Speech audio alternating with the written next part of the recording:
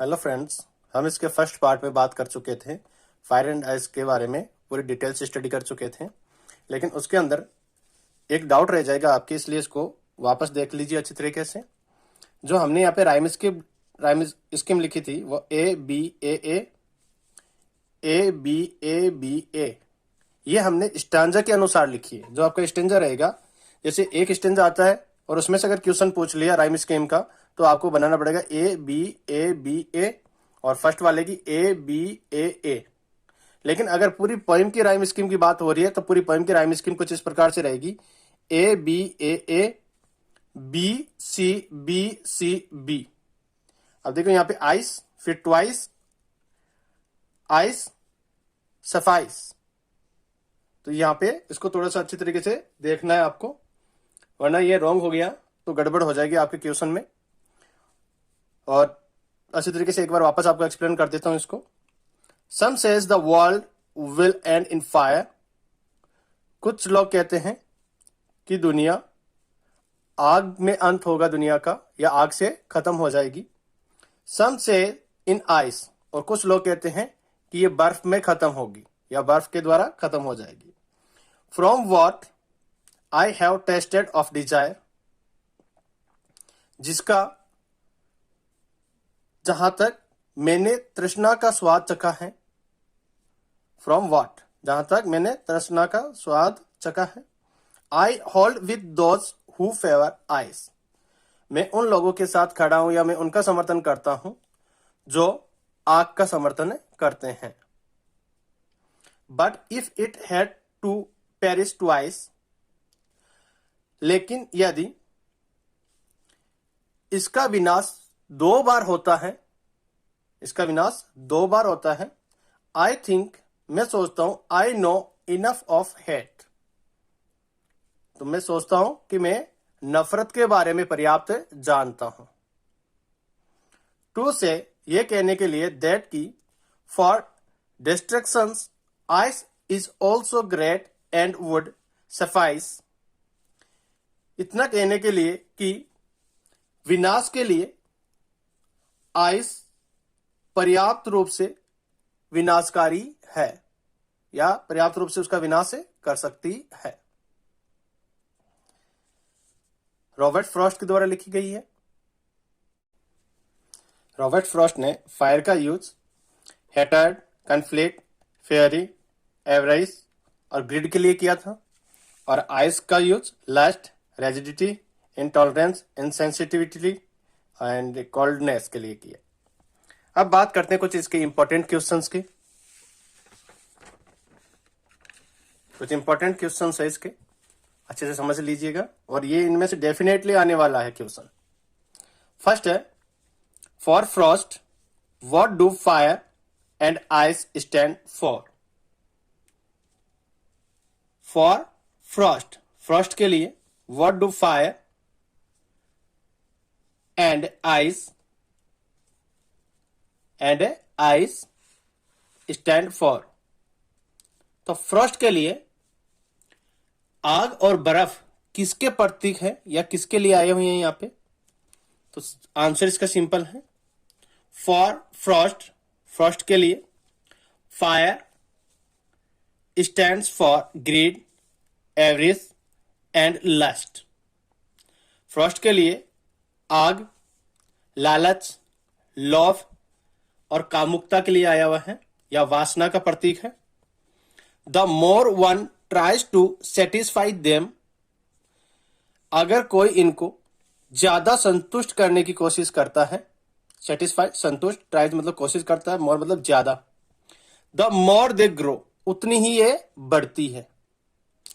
जितनी इनको संतुष्ट करने की कोई कोशिश करता है उतनी ये बढ़ती है। तो सबको पता है कि डिजायर वगैरह होती है वो हमेशा ज्यादा से ज्यादा बढ़ती जाती है। The ice stand for insensitivity, hatred, coldness, rigidity, cruelty, conflict or fury, intolerance and indifference। और जो आइस है वह insensitivity,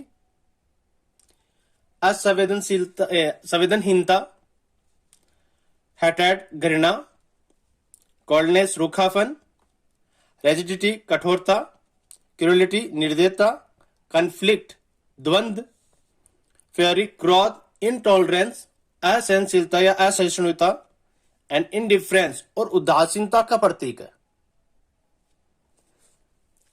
सेकंड क्वेश्चन है, what image does ice present?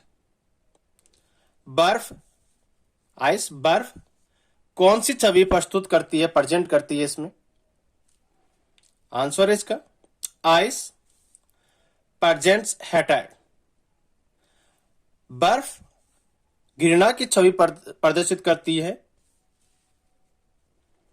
It stands for rigidity, indifference and insensitivity.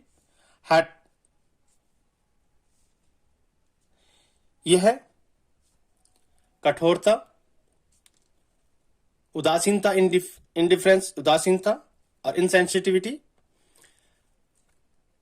संवेदनहीनता या संवेदनहीनता कह सकते हो इसको, हाँ संवेदनहीनता ही होता है।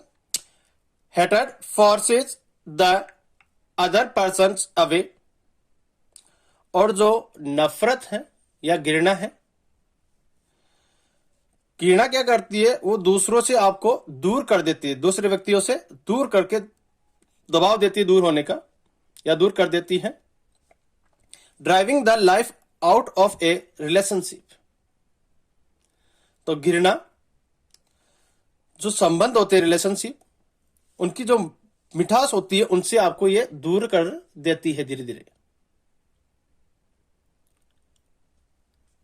अगला क्वेश्चन है, ये भी बहुत इंपॉर्टेंट क्वेश्चन है। What do fire and ice indicates in the poem?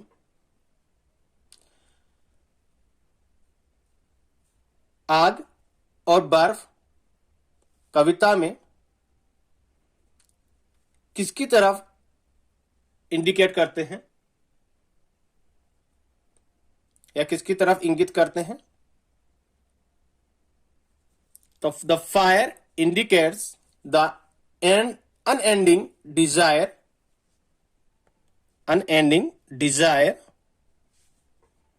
Of man. जो फायर है वह आदमी की अंतहीन इच्छाओं को इंगित करती है, इंडिकेट करती है, इंगित करती है।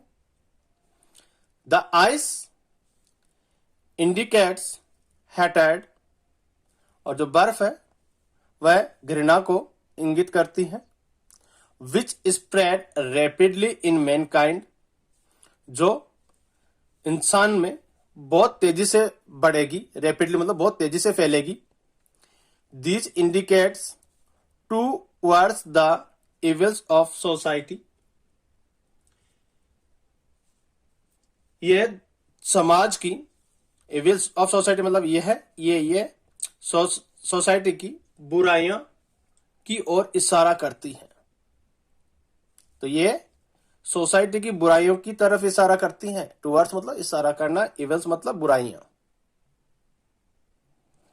नेक्स्ट आपका क्वेश्चन है, what is the central idea of the poem? Poem का fire and ice. What is the central idea of the poem fire and ice? Fire and ice जो पोइम है उसका केंद्रीय भाव क्या है? तो इसका आंसर है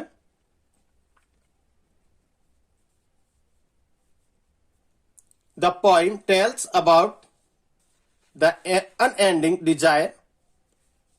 जो कविता है वह है अंतहीन इच्छाओं के बारे में बताती है। एंड द एंडलेस हेट्रेड, और अंतहीन घृणा के बारे में बताती है। These are there in the heart and mind of the man. These ये मानव के, मैन मतलब इंसान या मानव के हृदय और मस्तिष्क में है। ये कहां मिलेगी आपको? दोनों डिजायर और एंडलेस हेट्रेड कहां मिलेगा? मानव के मस्तिष्क और हृदय में। डिजायर इज लाइक फायर, जो तृष्णा है वह आग के समान है। And hate is like ice, और जो नफरत है वो बर्फ के समान है। समझ गए होंगे अच्छी तरीके से। एक बार इन तीनों का रिवाइज दे देता हूं। First, the for Frost what do fire and ice stand for. जो पॉइंट अपने फ्रॉस्ट के लिए फायर और आइस किसके प्रतीक हैं? तो for Frost fire stands for greed, avarice and lust. Frost के लिए जो फायर है वह लालच, लव और वासना का प्रतीक है। The more one tries to satisfy them, जितना कोई इसको संतुष्ट करने की कोशिश करता है, द मोर दे ग्रो, उतनी ही ये बढ़ती है। The ice stands for insensitivity, hatred, coldness, rigidity, cruelty, conflict, fury, intolerance and indifference. Ice है वह है संवेदनहीनता, घृणा, रूखापन, कठोरता और निर्दयता, द्वंद, क्रोध, असहिष्णुता और इंडिफरेंस, उदासीनता का प्रतीक है। आइस किसका प्रतीक है? इन सब का प्रतीक है। नेक्स्ट क्वेश्चन था, what image does ice represent. बर्फ कौन सी छवि प्रस्तुत करती है? आइस प्रेजेंट्स हेटर्ड, जो आइस है वह नफरत प्रदर्शित करती है। It stands for rigidity, indifference and insensitivity. Hatred forces the other persons away, driving the life of a relationship. यह है कठोरता, उदासीनता और संवेदनहीनता को प्रदर्शित करती है, या उसके लिए है, ये प्रस्तुत करती है उसको, या उसका प्रतीक है ये। हेटेड फोर्सेस, जो नफरत है वह दूसरे व्यक्तियों से या दूसरे संबंधों से व्यक्ति को दूर कर देती है। Away, driving the life out of A relationship के जो एक मधुर रिश्ता होता है उससे उसको दूर कर देती है। What do fire and ice indicates in the poem? Fire and ice indicates the unending desire of man. जो फायर है वह व्यक्ति की या इंसान की अंतहीन, अनएंडिंग, अंतहीन डिजायर, इच्छाओं या तृष्णाओं का प्रतीक है या उसको इंगित करती है। The ice indicates hated which spread rapidly in Mankind. जो आइस है वह घृणा को इंगित करता है जो इंसान में बहुत तेजी से फैलती है। जो नफरत होती है वो बहुत तेजी से फैलती है, घृणा। These indicates towards the evils of society. ये समाज की बुराइयों की तरफ इंगित करती है। दोनों की दोनों ही है, वो किसकी तरफ इंगित करती है? समाज की बुराइयों की तरफ। डिजायर है वो भी समाज की बुराई है, क्योंकि जितने शांत करोगे उतनी ही ज्यादा आपकी बढ़ती जाएगी। और नफरत है, नफरत को जितना दबाओगे उतनी ज्यादा भड़केगी। What is the central idea of the poem fire and ice? Fire and ice कविता का जो केंद्रीय भाव है क्या है? The poem tells about the unending desire and the endless hatred. These are there in the heart and mind of the man. Desire is like fire and hate is like ice. कविता अंतहीन इच्छाओं और अंतहीन नफरत के बारे में बताती हैं। These are there in the heart and mind of the man. ये एक व्यक्ति के हृदय और मस्तिष्क में विद्यमान है, मौजूद है वहां। डिजायर इज लाइक फायर, जो तृष्णा है वह आग के समान है।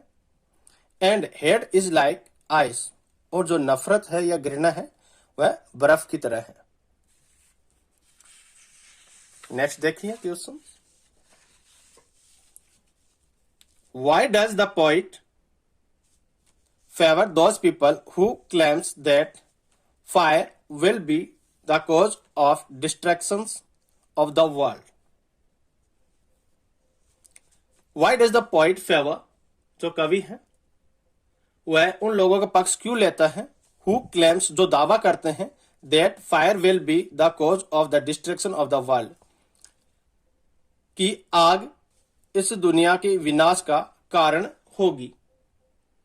तो कवि उन लोगों का फेवर क्यों करता है, उन लोगों का समर्थन क्यों करता है या उनका पक्ष क्यों लेता है? तो आंसर है द पोइट टेल्स अस, कवि हमें बताता है दैट की endless desires lust are just like fire, कि अंतहीन इच्छाएं वासना एक आग की तरह है। Desire cause evils in human mind, और जो तृष्णाएं हैं वह मानव के अंदर या मानव के मस्तिष्क में बुराई का कारण होती हैं। Which ultimately leads us towards distractions, जो हमें which ultimately leads us towards distractions, जो हमें विनाश की तरफ लेके जाती है, निश्चय ही विनाश की तरफ लेके जाती है। अगला क्वेश्चन है what message does the poet want to convey through the poem fire and ice. जो कवि है वह फायर एंड आइस कविता के माध्यम से कौन सा मैसेज या क्या मैसेज देना चाहता है? आंसर है the man has forgotten his real identity, मानव अपनी वास्तविक पहचान भूल चुका है। He forgets the ultimate reality of death, वह मृत्यु की निश्चित वास्तविकता को भूल चुका है या भूल जाता है। Man is full of avarice lust indifference and हेटेड, वह या व्यक्ति एवरेज काम वासना, लस्ट काम वासना होती है या कामुकता, इंडिफरेंस उदासीनता, एंड हेटेड और नफरत से भरा हुआ है, फुल। तो man is full of avarice lust indifference and हेटेड। These evils will bring destruction, और ये बुराइयां विनाश लाएगी, और ये बुराइयां विनाश लाएगी। आगे लिख लो वन डे, वन डे एक दिन बुराइयां लाएगी। तो नेक्स्ट है how will the world end according to the poet, कवि के अनुसार दुनिया का अंत या संसार का अंत कैसे होगा? In the opinion of the poet, कवि की राय में the world will and one day, कि दुनिया या संसार एक दिन खत्म हो जाएगा। He tells two options for the end, वह अंत के लिए दो विकल्प बताता है। वन बाय फायर, एक तो आग से, and the other by ice, और दूसरा बर्फ से। एक बार वापस सुन लीजिए इसको अच्छी तरीके से। Why does the poet favor those people who claims that fire will be the cause of destructions of the world?